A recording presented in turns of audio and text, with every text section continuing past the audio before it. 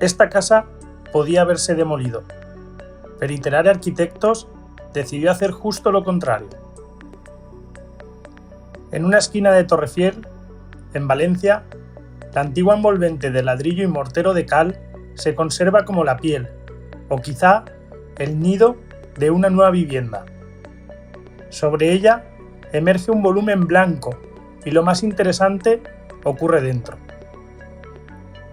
Al fondo de la parcela, un patio se convierte en el verdadero centro de la casa.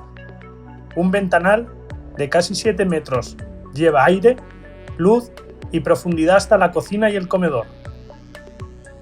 En el centro, un único núcleo de escalera reúne las piezas de servicio y conduce a una planta superior diáfana, destinada a estar y trabajar.